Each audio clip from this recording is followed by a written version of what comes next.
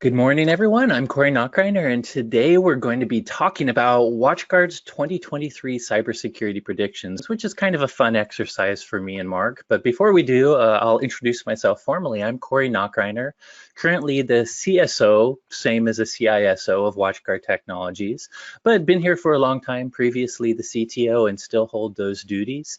Among running the security for WatchGuard, Mark and I also run the WatchGuard Threat Lab. So for a long time, we have been cybersecurity experts speaking around the world.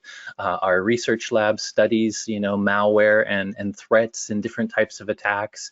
And we're known for the Internet Security Report, which also came out, I believe, late last night or will be out today, which shares quarterly analytics based on what kind of threats our products see around the world. Before jumping into the predictions, I'm going to hand off now to Mark to introduce himself. Thanks, Corey. And thanks everyone for hopping on too. So I'm sure I've seen quite a few around before, but for those that haven't seen me before, Mark the Liberty, Director of Security Operations at WatchGuard now. And like Corey just mentioned, I think he and I have the coolest jobs, or at least the most fun jobs in the entire company and potentially the entire industry, have that mix of both boots on the ground, keeping WatchGuard secure, as well as the theoretical ivory tower research side where we get to see the trends that are impacting organizations like you every single year. And some of the fun little projects we get to do while viewing those trends include these cybersecurity predictions at the end of every year leading into the next one. If you haven't already checked it out, we did a recap of last year's predictions on our podcast just about a month ago or so now, where we graded ourselves on how well we did on the 2022 predictions. Definitely recommend checking that one out. And I'm sure we'll mention it at the end, but if you want to find our podcast, it's the 443 Security Simplified podcast, and you can find all our stuff at secplicity.org. So be sure to check out that blog. But let's talk about predictions. Why do we do them? Mark and I have been in the security industry long enough that you do sometimes become cynics when it comes to things like buzzwords and even predictions. I mean, I get that every single company uses the end of the year to talk about predictions, but it is also kind of fun for people that are in the industry to think about how trends are evolving. And the key thing we want to know with predictions is honestly the exact specific prediction. While we do it for fun and we will grade ourselves next year at the end of next year to see if we were actually specifically accurate, the truth is what I want you to get from this is more the trends behind the predictions. What is absolutely true, even if Mark and I are not Nostradamus, is the trends we're talking about are true trends that have already started. And the reason we share these trends and talk about these trends is a new year's about to start, so it's a good time to consider your current defense strategies and to make sure what you're doing to defend yourself matches some of the way threats are evolving. So as you watch these, just remember that it really is the trends that you should focus on. The prediction themselves is just kind of fun. In fact, often, because the predictions are kind of the way to imagine the future, if we don't do the right thing as an industry, if we let some of these negative trends continue the way they are, sometimes we're going to be talking about the worst case possibility, the dystopian possibility, which could happen, but we ultimately hope that's not the case. So it's just kind of to us a fun way to really look into the trends, but there is some practical takeaway in that these trends, whether the predictions are right, the trends are accurate, and you should really think about them as you plan your defense. The one caveat to that is me and Mark, of course, work for WatchGuard, who provides mid-market security. So often we talk about specifically attacks that are targeting SMBs and mid-market customers. When we talk about predictions, we take off all of those barriers. So we'll be talking about consumer trends, global trends, political trends. It really is a place we talk about cybersecurity in all aspects of society. So with that said, let's get into it. And Mark will talk about kind of how we positioned and the theme around how we did our prediction videos this year. Yeah, so for those this isn't their first rodeo, you're probably familiar with every year we put out fun little short social media videos with a bit of an overview of what the predictions are. We try and make them entertaining for folks to watch. Got to admit, Corey and I are not the best actors under the sun. We're not going to be winning any Academy Awards for them, but they are currently exactly. No.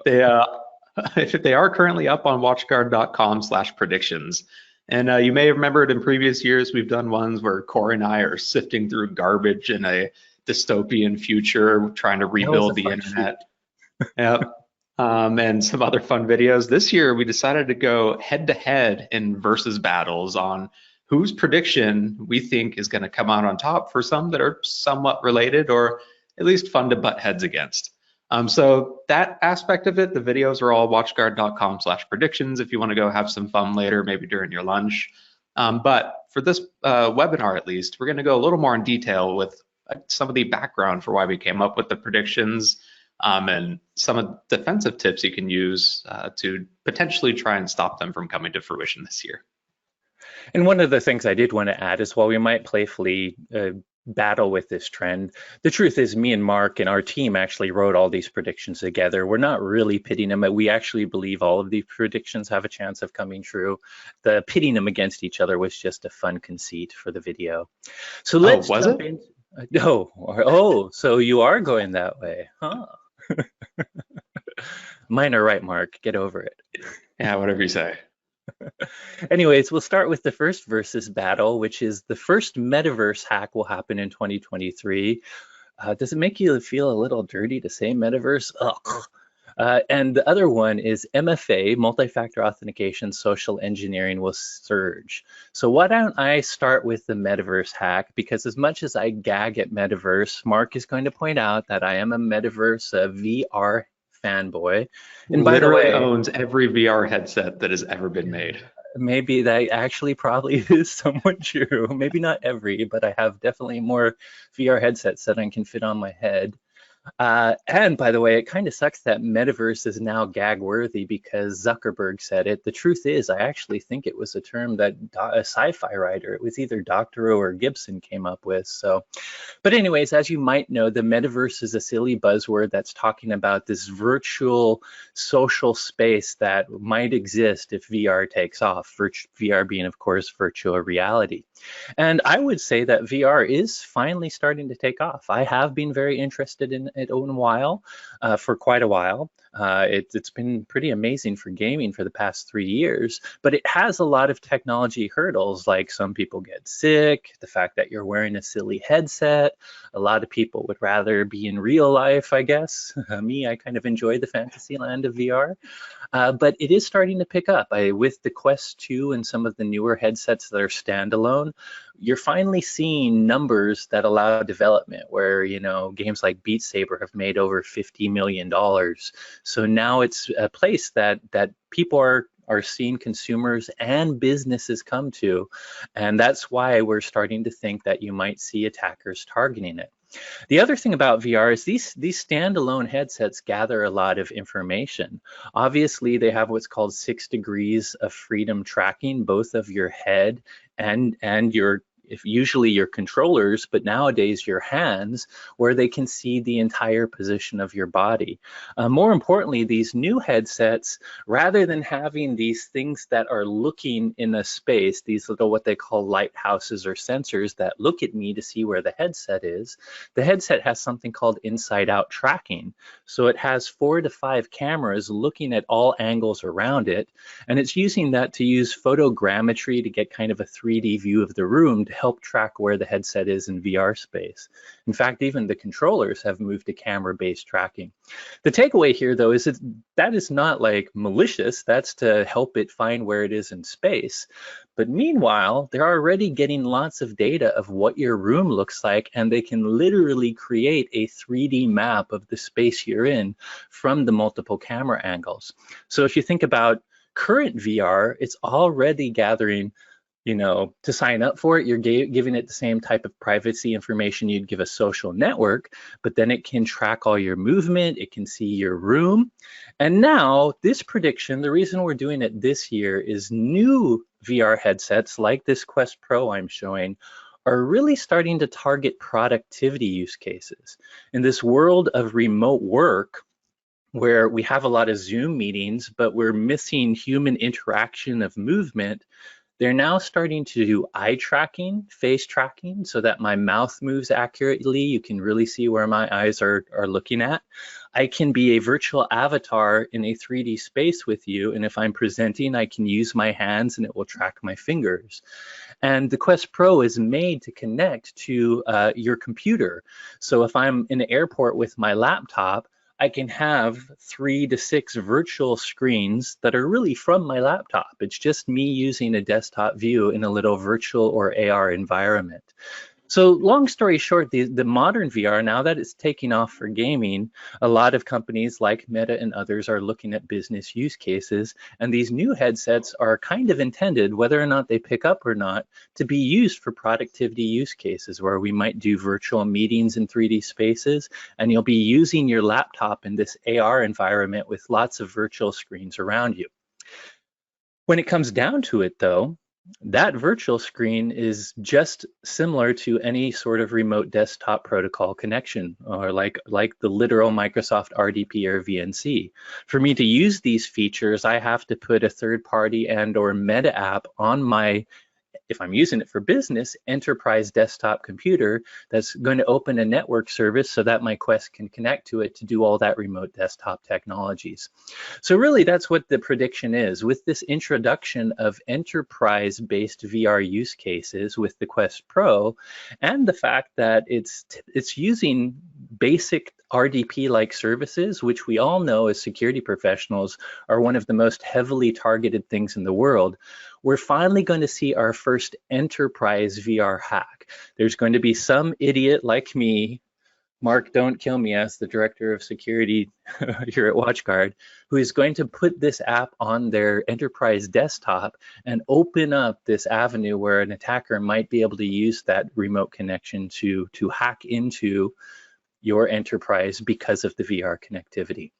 So that's the hack. What do you think about it? You can be in your battle universe, but also tell the truth too, Mark. Any thoughts? I want to start with, like, after all that discussion of all the private data it's collecting, mapping your room, face tracking, finger tracking, eye tracking, like your computer, all that. I'm so glad that all of this is being held in the hands of the privacy stewards that is Meta. Yeah, of course, they're really good at it. By the way, they will tell you they're doing an Apple-like advertisement, how they say a lot of this data does not leave your headset the way iPhones don't let like your keys leave. But I think I hear your underlying point, which is I'm not sure I trust them, even though they're trying to say the right things. Yeah, but I mean, at the end of the day, they've proven to have issues in the past. this is a good prediction, I think, and potentially likely to come true, especially since it is still a relatively new technology. And so, like, defending against this one is very similar to defending against other styles of remote access attacks, like limiting the scope that it has access to, making sure that you've got strong protections on the endpoint itself to detect malicious activity on it, endpoint protection, EDR, good user controls as well too. And policy, like for instance, me, this is actually something where I kind of have to pull back on my early adoption. I do use the Quest Pro for productivity, but I do it on my personal Windows computer. So one of the things I know me and Mark have is we do have policy around RDP. We do use it internally. We usually require VPN and MFA for it, but we limit it for remote users because of the fact that just having an open RDP server when your laptop goes to an airport is very dangerous. So understand that there are now VR headsets that use similar technology, and make sure your users know that if your policy is not to install RDP servers on your personal desktop, extend that to things like these VR headsets, these new kind of hidden RDP-like services too. Yeah, 100%. Cool. I'm sure it'll all end up perfectly though with Meta and control. Of course, yeah, they're pretty safe. Zuckerberg knows what he's doing. He certainly hasn't been in front of Congress for any sort of potential problems with Meta. Exactly. Anyways, done dunking on Meta. So the second prediction that we had in this battle kind of revolves around what we've been seeing towards the end of this year and what we expect to see leading into next year. So there's good news in the cybersecurity world. MFA adoption is starting to pick up.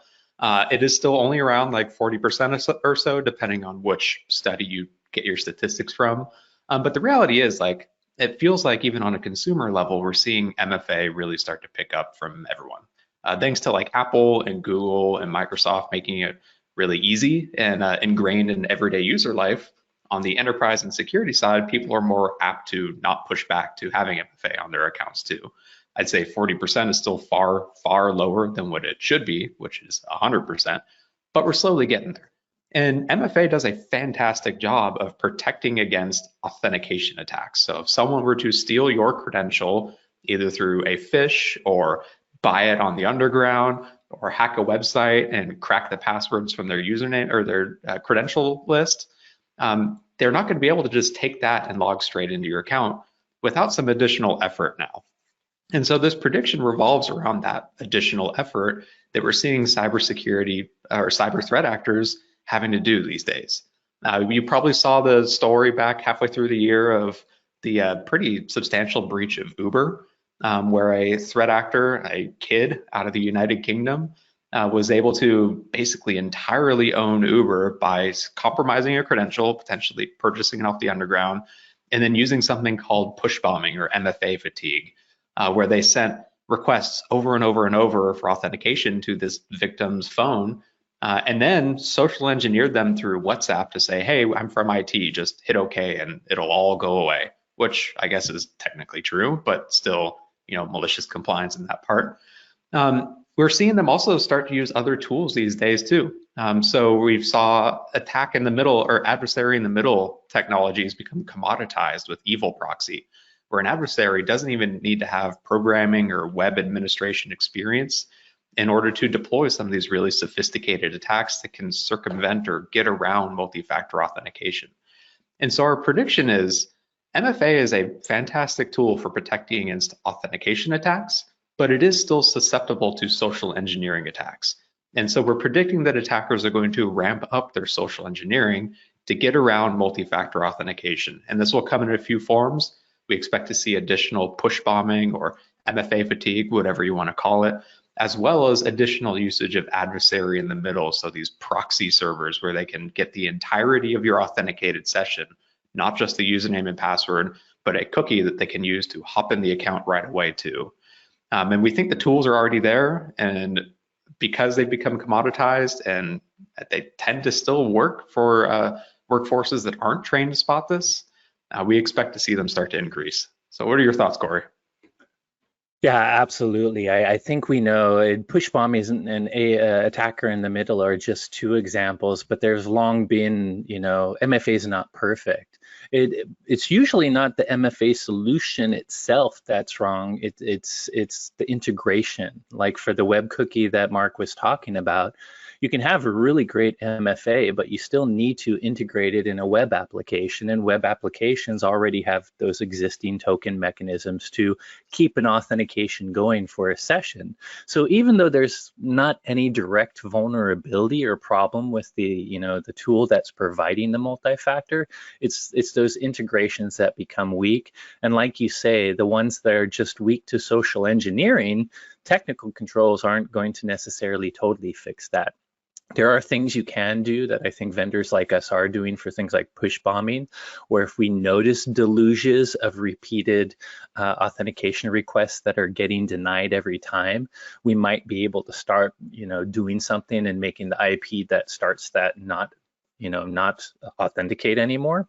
But I do think it really is a training issue, like you say. When this push bombing attack came in the news, we certainly released an internal video, which is, I know if it's 2 in the morning and suddenly your phone keeps on popping up asking for approvals, that is the time you definitely want to say no, because a 2 a.m. MFA authentication approval to your phone that woke you up is not you.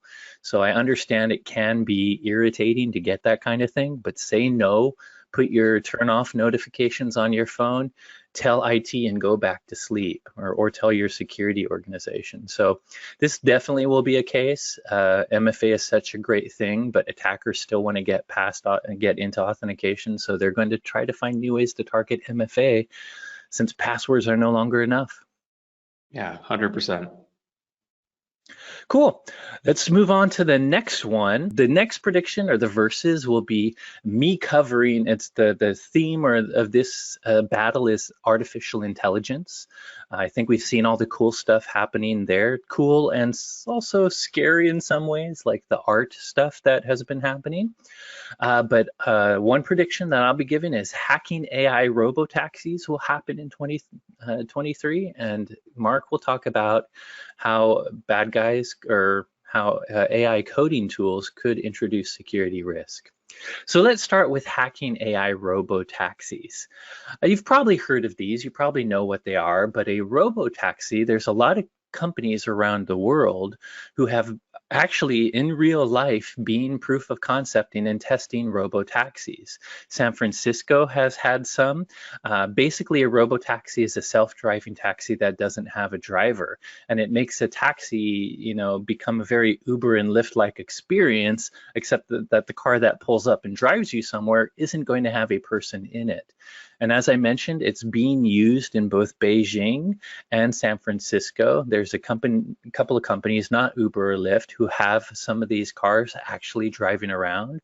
There's an announcement just a few days ago of a third company that is going to be doing demos in Las Vegas. So if you're calling taxis there, you might be able to get a automated robo-taxi drive around for you. So these are starting to take off. I think you all know about self-driving cars. Tesla, only a few people have it, but a YouTuber called Marcus, who I follow quite a bit for tech news, just got Uber's beta for fully, I don't think they call it the full self-driving beta, I think, where you can literally from your door to wherever you're going, have it drive you all the way there as long as the camera sees you looking at the road and you give pressure to the handle once in a while. So self-driving cars are a reality and robo-taxis are already being tested. But we also know that there's been a lot of car hacks lately. For even non-self-driving cars have a lot of driving assistance, like auto braking, swerving if they can do detection of you getting close to someone in the lane.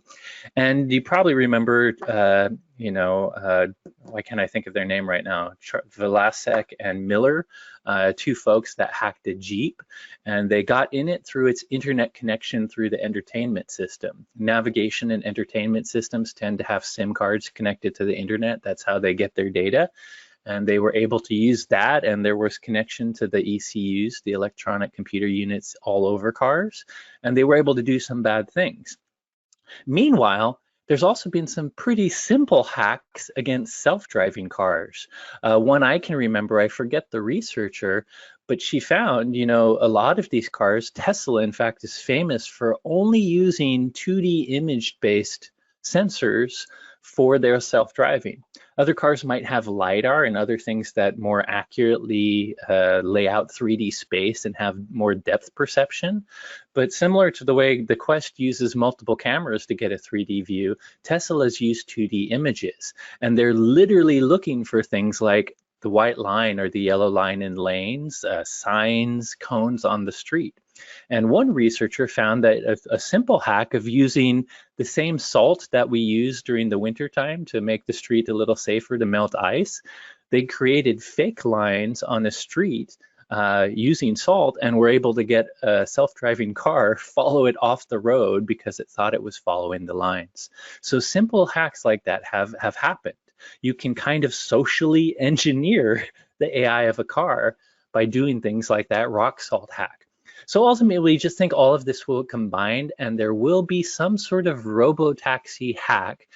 Because these are all in proof of concept, we think it's going to be more like a prank style hack. This isn't going to be something dystopian where they're trying to crash a car and kill the people in the robo-taxi, but someone will realize these robo-taxis, try to find ways to get them stuck somewhere. So some poor passenger in a robo-taxi might be the victim of a prank where some, attacker uses some of these tricks to kind of confuse a robo-taxi, cause a lot of traffic, get it stuck in places. And by the way, that MQBHD, the YouTuber I follow, he did a 23-minute video showing Tesla driving. And if you watch that video and see how when it got on the highway, there's construction with not just yellow cones, but with big barriers and stuff like that. There were definitely situations where the robo-taxi, or I'm sorry, in this case, the Tesla self-driving car got confused. and it was just sitting still until he gave an extra input. So that's the robotaxi prediction. Any thoughts, Mark? I mean, we always have this discussion of when has AI become sentient, and I feel like if we're able to social engineer AI, we're pretty dang close to that point now. Yeah, that's true. But I'm with you. I feel like this one's going to be more of a prank one or like a theoretical research one that will show up at Black Hat or DEF CON and get some good laughs from the crowd or something.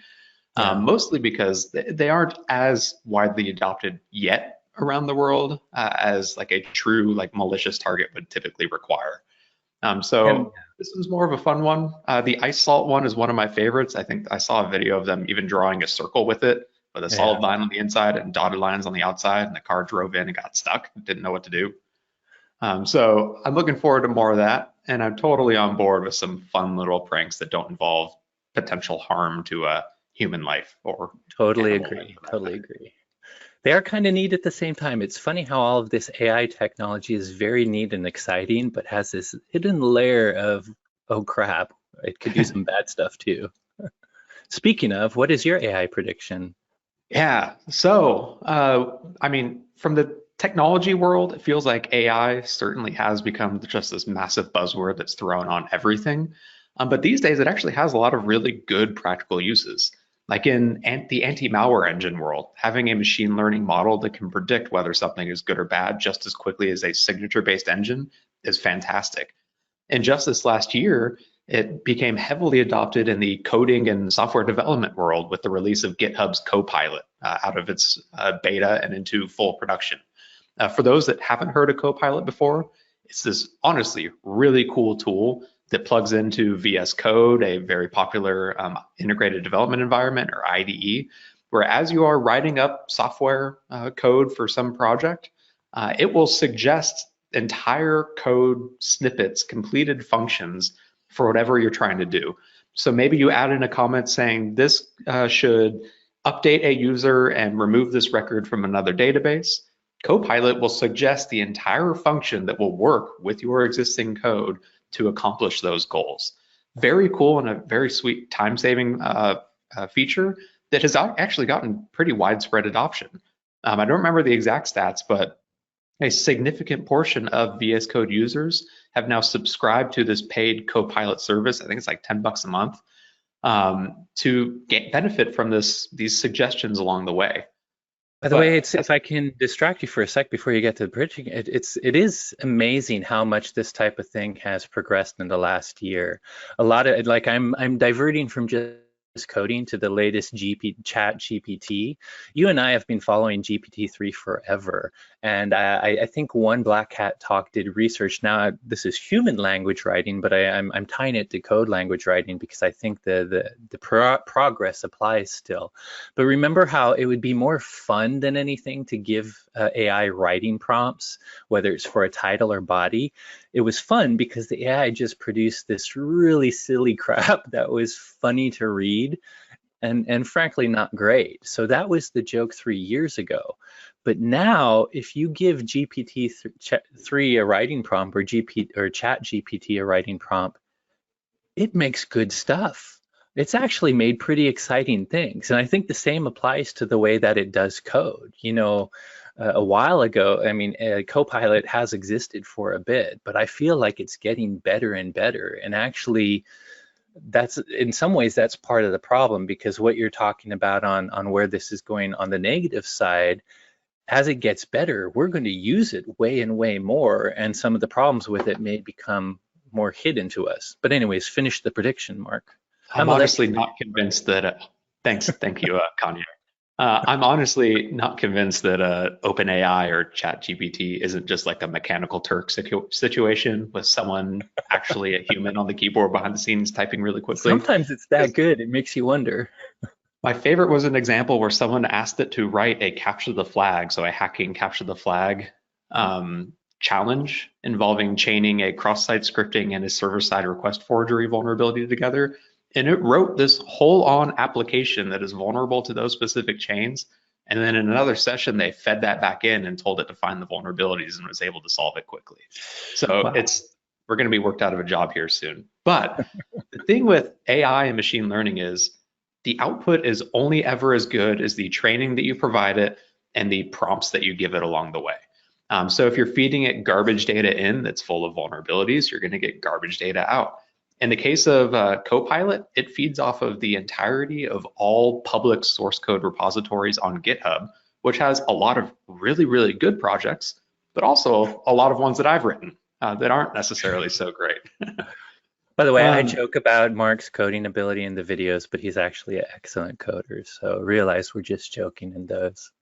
Thank you. And we've already seen some like research on this as well, both some research studies and a presentation at Black Hat and DEF CON that's trying to abuse the training and the model itself with just prompts. So like if you put in the author name in a source code file as someone that wrote a very popular like networking library for Python, the output that you're going to get for the functions you request are going to be also well written. But if you change the author name to someone that writes garbage code, the output you're going to get is going to be potentially riddled with vulnerabilities. And so the fact that you not only have to be it's not going to solve a poor developer's problem of writing bad code. It's just going to make it worse because it's going to use the existing code in that file as prompts and then put out additional vulnerable code when they go to request some of those suggestions. And so our prediction is an overly reliant developer is going to release an application that includes a pretty critical vulnerability introduced by this automated code. Because the reality is, I feel like this technology is here to stay. It's going to be extremely useful for seasoned developers to increase their proficiency, but it doesn't solve the issue of a bad developer that already writes bad code. In the practical takeaway, before I get into the practical takeaway, besides just the risk to vulnerable apps, I think you notice this Copilot is very similar to the art you see happening, AI art. And you probably have heard the discussion where AI art is based on, it's not stealing from one artist, it's stealing from all of human history, but in this way, so it makes the quote unquote stealing of other people's style or work a little less because it's from so much that it's abstract, but it really is using other people's work. And the reason I bring up that art thing is this is ultimately human work that's being reused. So there might even be the stealing controversy happening with AI coding, but more to the point, the practical tip here is humans still need to figure out how to use good coding practices. The people Mark talked about that might not be the most secure coders that have stuff on GitHub. Our goal is still to make all of humans understand secure coding practices because the AI tools will only be as good as our weakest link, programmers. So it's for the practical takeaway for this is still to push secure coding among your human coders around the world so that all of human code just is a higher bar, and thus AI coding tools will produce better code. Yep, so and then maybe Corey can finally write an application that works. Oh, shut up. Just because I'm a manager now doesn't mean I didn't code like you back in the day. People that we've been with WatchGuard a long time now.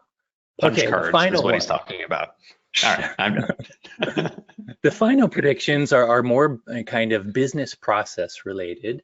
One of them is insurers go vertical, and we'll explain that. I'll cover that. And the next one is vendors and partners are targeted, which I believe Mark will cover. I got the order right, Mark.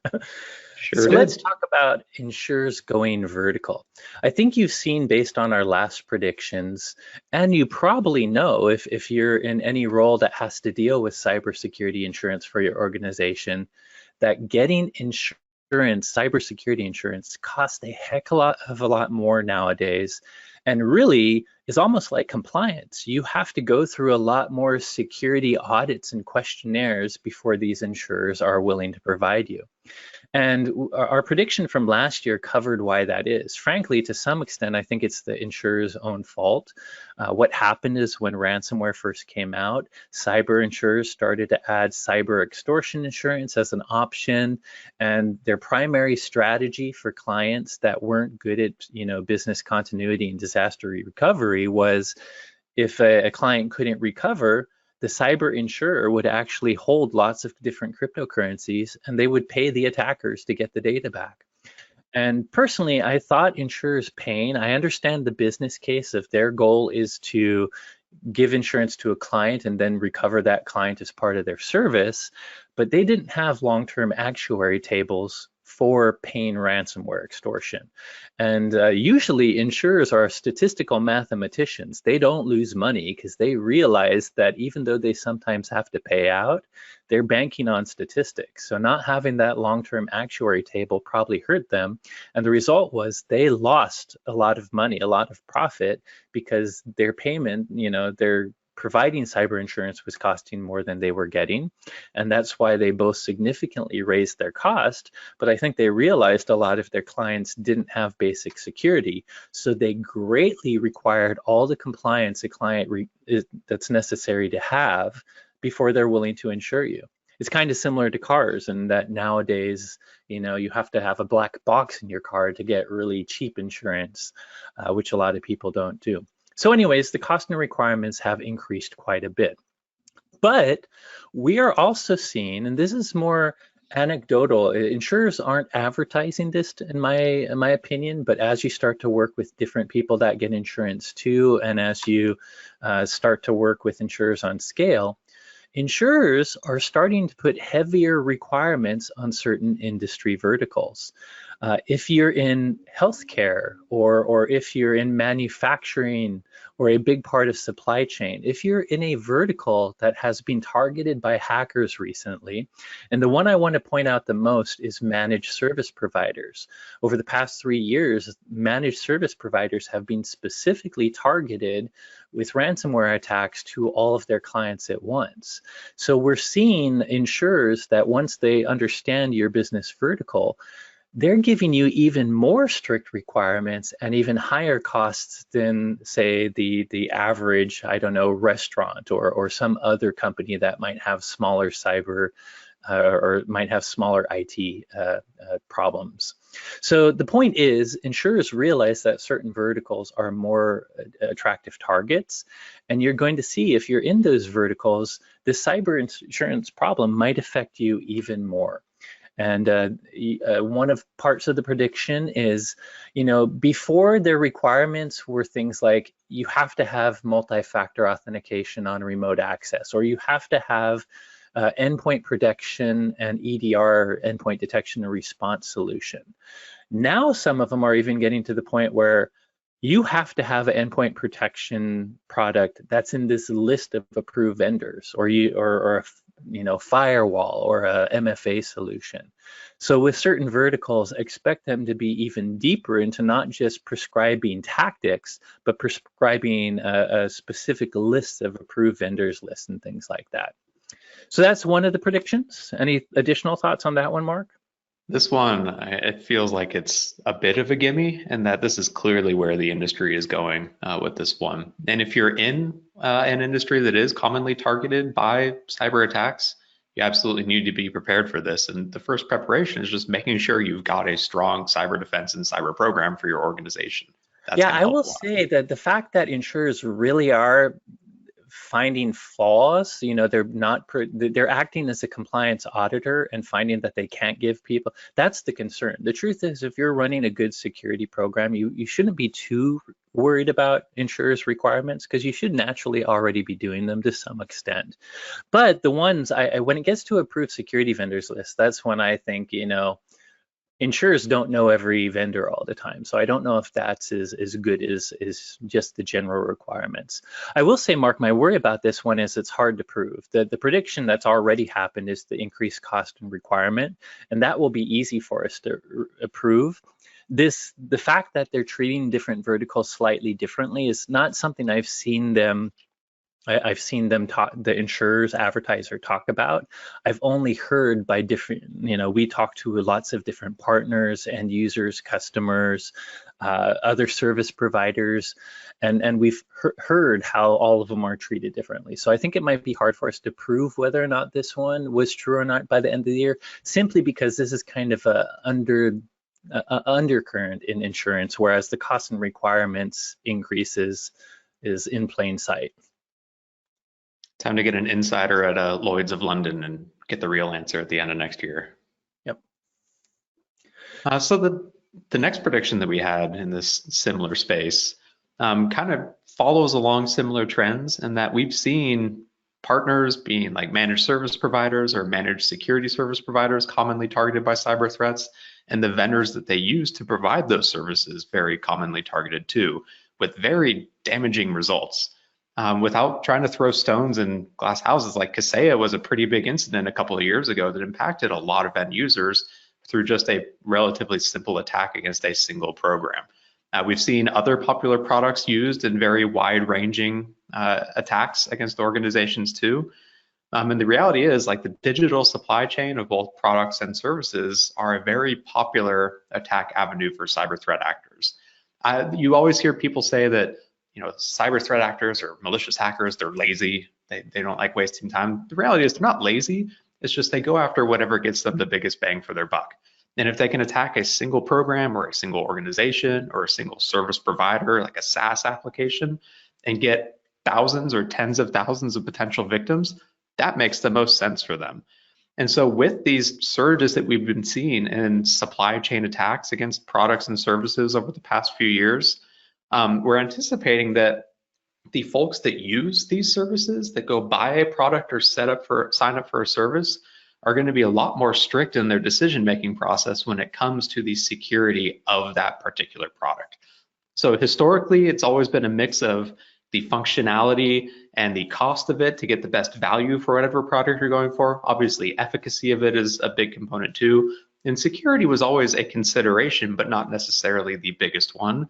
We feel like because of these recent, very widespread and damaging attacks, security is going to be a top consideration alongside price and usability for these products and services going forward when it comes to buying whatever the latest doodad or system is that you're looking for within your organization. Corey, what are your thoughts on that one? We actually like this one. You've heard of talk about the supply chain problem, and we do prescribe you should do some sort of vendor validation. And nowadays there's a third-party risk management or TPRM systems, like one we use is why can't I think of it? I say it every single day. OneTrust. Thank you. Had a brain fart. OneTrust, which not only helps you map your own PII and do things like the website requirements you need to do for privacy law, but actually has surveys and things you can do to send to new vendors or partners you have to check their security. So I think this is going to be one. We didn't predict it next year, but I think this needs to even come down to a consumer level. And I think that will happen in the next 3 years, where products, where how is it the FDA or the whoever does food in America, we have calorie and nutrition counts on all our foods. I see one day where tech devices have some sort of security score. It will be simple, from like C to A+, and it will be some measurement of if the company quickly fixes vulnerabilities, how many they have, if they have default passwords or they change them. I see this type of validation not just being between each business partners, but one day even consumers having an easy to look at thing on products that will help them. Hey, I might not want to get that router even though it's $50 cheaper because it has a C score. I might actually pay the extra $50 to get the one that got the A+. We've seen the White House even advocating for this relatively recently in the last couple of months, with rolling out effectively this volunteer-based Energy Star for IoT security program that they're trying to get IoT manufacturers on board with, which makes sense. Like, Energy Star is all volunteer, but these days you can't buy an appliance without a sticker on it because everyone has bought into it, and it has helped drive this energy efficiency across a lot of appliances that we use every day. Yep. A similar program for security and IoT and consumer devices, I feel like would be very beneficial, especially if they can find a way to explain a lot of the common security risks in a way that the random person walking into Best Buy can potentially understand. Agree. And for the one next year, for the vendor, we see this happening. Like I say, we do this. We kind of started instituting our program to measure every new vendor or partner using our security assessment and our OneTrust system about 2 years ago. But as a vendor, we're a vendor who people are curious about. We've noticed our partners and our customers starting to ask this of us. You know, we've always had people that were forward thinking enough to ask us a little bit to gauge our security level before they trusted us.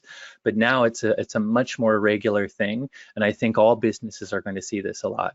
By the way, one practical tip is we need to get good at this. If you do not have a TPRM system, and if you haven't kind of created a good, efficient procedure to do this, that's where the trouble's going to come. Like, we have folks like us who have a OneTrust system. Let me give you an example. There's certifications out there like SOC 2 or ISO 27001 for cloud products. And the reason a company like mine, like WatchGuard, spends a lot of time and money, and by the way, my team is the one that helps us go through the ISO 27001 audits, that is both our entire corporate infrastructure associated with product, but also engineering. It touches all departments. It costs us a lot of money to do this, not because of lack of security, but to get the auditing and the certification, and a lot of time. But the reason we do it is it should be a shortcut to anybody asking us questions of if we have accurate backups, if we use MFA, because ISO 27001 prescribes all that. So one simple thing you can make easier for yourself to test other vendors and to, when you're asking the questions, is you don't always have to ask someone 300 or 1,000 security questions. The first thing you should check is if they have an industry standard certification like ISO 27001 or SOC 2. And if they do, guess what? 90% of the questions go away, because for them to have gotten that certification, they have had to answer yes to 90% of those questions. So one simple thing we do to make this easier for our potential vendors is we do that. We look at that, and we have the big questionnaire for people that aren't mature enough to have certifications. But if you have one of those, you're going to get a much smaller list of questions from us for us to test your security. If you do this to your vendors, I suggest you do the same thing, because the only problem with this is it does turn into a lot of work by your teams to answer those questions when it's an incoming request rather than an outgoing request. But ultimately, this is a great thing. I think the thing we don't realize is we're not all islands. Every one of our businesses are connected in different ways. So just securing yourself is not good enough anymore. If you can raise the tide for everyone, all the boats will rise together. Spoken like someone that just got a 1,000-question questionnaire in an Excel spreadsheet. I don't know where that came from. That 1,024 probably, it was just totally random. By the way, so those are our official predictions, but we always make more than we need, and there's a few that we cut out, some just because they were a little too depressing. So since we have a little time, why don't we share a few of our bonus predictions too, Mark? Yeah, so you'll take the first. Yeah, speaking of depressing, so we've seen drones used in warfare since like the late 90s, early 2000s. They were heavily used throughout like the wars in the Middle East with the United States, but these were all militarized, like specially made military drones with all of the secure communications and secure control channels to go along with them. Now, with the recent warfare that's broken out in the Ukraine, we've seen consumer drones become a very popular part of kinetic warfare there. You may have seen videos of like drones with like grenades hanging down from them. It's honestly, this is one that got cut because it is very sad and difficult to talk about, but it is unfortunately a reality that we're in right now, where very cheap, very easy to use, very easy to deploy consumer grade drones are being used in realistic warfare. And one of the issues that comes with that is these devices lack a lot of the hardening that comes with traditional military equipment. They're not going to have like a standalone out-of-band communication system that's fully encrypted on its own like satellite network that we're using for Predator and Reaper drones around the world. Instead, they're going to use like Wi-Fi or long-range RF that theoretically someone could easily jam or easily take over entirely. And so our prediction was that as these consumer grade drones are used in military conflict around the world, some combat militants will hack these weaponized drones and effectively turn them back on their operator. Now, as with the metaverse, this is something Corey is also very passionate about, so I can tell he's chomping at the bit to add even more to this one. I'm just, Mark says I have every VR headset. I probably, and I hate to admit that I'm not lying, have 37-ish between racing and acro drones and a whole a bunch of DJI drones. I have a lot of these drones. They're pretty cool and interesting technology. But to be quite honest, a lot of them, remember our AI social engineering, the DJI system, which is the one that's most popularly used for videography around the world, but happens to also be the consumer drone that I think they're using a lot in the Ukraine warfare, like the one that dropped grenades, they're actually a relatively strong system as far as the direct remote control itself. They use encryption and stuff like that. So, past with normal old school RC things, it was possible to actually get on someone's channel and just take over their remote control. It's a lot harder with DJI. But with AI social engineering, remember these drones have a crap load of sensors. First of all, GPS. They have both US satellites, and why can't I think of it now, the Russian satellite system in DJI drones as well. And satellite is just radio. It's actually well understood. And with satellite, someone closer can actually give a GPS response that becomes stronger and might be one a drone will take instruction from. So I see some of the methods where you could kind of divert where these drones are going isn't by hacking its actual human control system, but when they're being GPS assisted, you can lie to the GPS system to get it to go where you want. And there was another recent hack that used lights and stuff.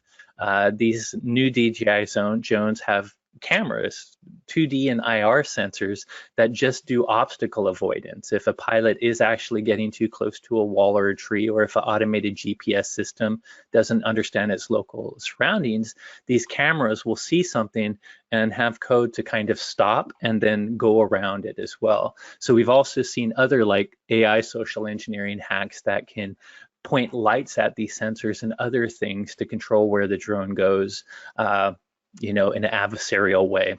So while I'm a drone enthusiast, Mark's the one that thought of this prediction, which I think is great because, again, it's not about, they are already being used by, in the case, the side I support, Ukraine, as a cheap consumer weapon. But the problem is the consumer drones don't have quite as high security protections as military equipment.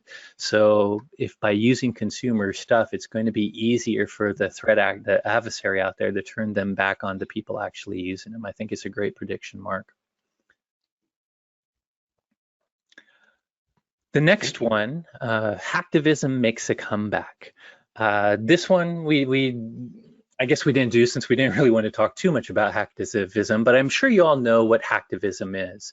Back in the 2000s, we talked about criminal hackers, nation state hackers, and hacktivists, which are really just activists that have some sort of political message they want to share, but they use cyber, attacks or cyber technology to give them asymmetric voice so that one person can do something to get more voice around the world than that one person traditionally would have, or a small group of people. Huge in the 2000s and 2010s. You all remember Anonymous. I always think it's funny how the media talks about Anonymous like it's one thing. The truth is, in my opinion, Anonymous started as 4chan, and it's just random people that when they see something that they believe in, there's no central leader of Anonymous. It's just groups of people that come together and do things under that name. But if you remember some of the operations they did, like Chantology, they thought Scientology was a crazy cult, so they attacked Scientology in lots of different ways. DOSed their websites, overcalled their automated phone systems, did all kinds of crazy things to really annoy the Scientology folks. And they did lots of operations like that. Lizard Squad is another one that would DOS a lot of gaming companies. And you also probably remember why can't I think of it? The Spring, Middle Eastern folks that were trying to fight for human rights would use social media and hacktivism to kind of get their human rights message out. Happened quite a bit before. It seems to kind of have slowed down, I would say, from 2012 to, let's say, 2018. But in the past few years, the political climate, the pandemic, Black Lives Matters, all kind of, right and left polarization, all of this stuff that's happening, and of course even Ukraine and Russian warfare, where we see hobbyist hackers picking sides and jumping into it. All of this is showing that hacktivism is starting to come back.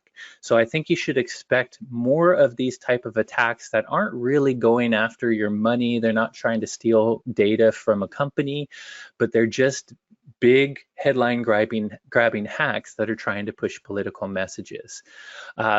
One side effect is you should worry about, there are nation states, state-sponsored attacks that are trying to manipulate elections too, not by directly hacking the vote, but more about disinformation. So a side prediction here is hacktivism, creates confusion too, and expect state-sponsored hackers to both not like hacktivism, but maybe take advantage of it sometimes to help spread their own misinformation as well. So just two other predictions we thought were interesting and would share. With that, actually, before I move on, did you have any comments on that one, Mark, before we get to Q&A? I had one. So if you're in in the public sector at all, and not just at the federal level, but specifically in like the state and local level, this is one that you absolutely need to watch out for.